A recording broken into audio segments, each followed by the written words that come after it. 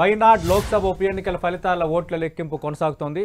ఓట్ల లెక్కింపులో ప్రియాంక గాంధీ సత్తా చాటుతున్నారు. బీజేపీ అభ్యర్థి నవ్య హరిదాస్ వెనుకంజలో ఉన్నారు.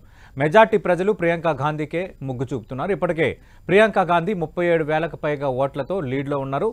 ఫస్ట్ టైం ప్రత్యక్ష రాజకీయాల్లో పోటీ చేసిన ప్రియాంక గాంధీ మరి చివరి వరకు ఇదే లీడ్ని కనబరచబోతున్నారా? ఆమె ఎంపీగా గెలిస్తే కాంగ్రెస్ పార్టీలో మరో కొత్త లీడర్షిప్ను పార్టీ క్యాడర్ చూసే అవకాశం ఉందా అనేది మనం వేచి చూడాల్సిన అంశం. ప్రియాంక గాంధీ లీడ్లో ఉన్న బ్రేకింగ్ న్యూస్ మనం చూస్తున్నాం. బట్ పోస్టల్ బ్యాలెట్లోనూ ప్రియాంకకు లీడ్ వచ్చింది. అలాగే రౌండ్ వైజ్ ఆల్రెడీ మొదలైంది. తొలి రౌండ్ ముగిసేసరికి రెండో రౌండ్లో కూడా ప్రియాంక గాంధీ లీడ్లో ఉన్నారు. అటు రాహుల్ గాంధీ రాజీనామాతో వైనాడ్ ఉప ఎన్నిక అనివార్యమైంది. ఈ నేపథ్యంలో ఇప్పటికే ప్రియాంక గాంధీ 37,000కు పైగా ఓట్లతో లీడ్లో ఉన్నారంటే ఇట్స్ ఏ బిగ్ లీడ్ వైపు అడుగులు పడుతున్నట్టుగా వాతావరణం అయితే కనిపిస్తోంది. చరణ్ కౌశిక్ గారు, వైనాడ్లో అయితే మీకు అనుకూల ఫలితం అయితే ఉంది. దానిపైన మనం మాట్లాడదాం. మరిన్ని వివరాలు అందించడానికి ఢిల్లీ నుంచి గోపి సిద్ధంగా ఉన్నారు. గోపి, వైనాడ్లో ఎన్ని రౌండ్ల కౌంటింగ్ పూర్తయింది? ఎన్ని రౌండ్లు పూర్తయిన తర్వాత 37,000 లీడ్లో ప్రియాంక గాంధీ కొనసాగుతున్నారు? సతీష్, వైనాడ్ లోక్సభ ఉప ఎన్నికకు సంబంధించి ప్రియాంక గాంధీ ముందంజలో దూసుకుపోతున్నారు. 37,301 ఓట్ల ఆధిక్యంలో ప్రస్తుతం ఉన్నారు. కమ్యూనిస్ట్ పార్టీ ఆఫ్ ఇండియా తరఫు నుంచి పోటీ చేసిన సత్యన్ మోక్రీ పైన 37,000 ఆధిక్యంలో ఇటు ప్రియాంక గాంధీ ముందంజలో కొనసాగుతున్నారు. మూడవ స్థానంలో ఉన్నారు నవ్య హరిదాస్. ఇప్పటి వరకు కేవలం 7,613 ఓట్లు మాత్రమే ఆవిడ పొందడం జరిగింది.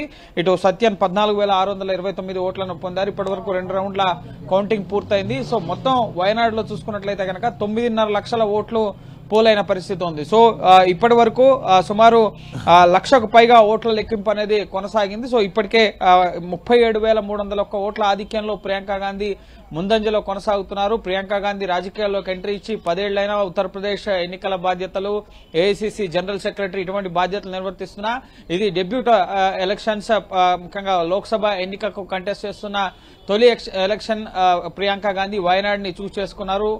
వైనాడ్, రాయ్బరేలీ 2 స్థానాల్లో రాహుల్ గాంధీ గెలిచినా ఏదన్నా ఒక స్థానం మాత్రమే ఉంచుకోవాలి కాబట్టి రాహుల్ గాంధీ రాయ్బరేలీ చూస్ చేసుకుని వైనాడ్ కి రాజీనామా చేశారు. సో వైనాడ్ నుంచి, ముఖ్యంగా దక్షిణాది నుంచి తన కుటుంబం నుంచి ప్రాతినిధ్యం ఉండాలన్న కోణంలో ప్రియాంక గాంధీని ముఖ్యంగా తాను రాజీనామా చేసిన వెంటనే ఇటు సతీష్ అంతకంతకు ప్రియాంక గాంధీ లీడ్ పెరుగుతోంది. 52,000కు ఆవిడ లీడ్ చేరుకుంది. గతంలో 6 లక్షలకు పైగా ఓట్ల మెజార్టీతో ఇటు రాహుల్ గాంధీ గెలిచారు. ఇప్పుడు ఆ లీడ్ ని క్రాస్ చేస్తుంది ప్రియాంక గాంధీ అన్న ధీమాని కాంగ్రెస్ శ్రేణులు వ్యక్తం చేస్తున్న పరిస్థితి ఉంది. సో ప్రస్తుతం 50,000కు పైగా లీడ్ లో ప్రియాంక గాంధీ కొనసాగుతున్నారు. ఇటు మహారాష్ట్ర, జార్ఖండ్ ఈ 2 రాష్ట్రాల్లో ఎన్డీఏ తరఫున అభ్యర్థులు లీడింగ్ లో కొనసాగుతున్నప్పటికీ కూడా ఓవరాల్ కౌంటింగ్ వచ్చేసరికి సో ఇక్కడ వైనాడ్ లో మాత్రం ఇది చాలా ప్రెస్టీజియస్ ఎలక్షన్.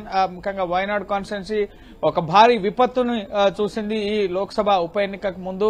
సో ప్రజలు ఓటింగ్ శాతం కూడా చాలా తక్కువ నమోదైంది.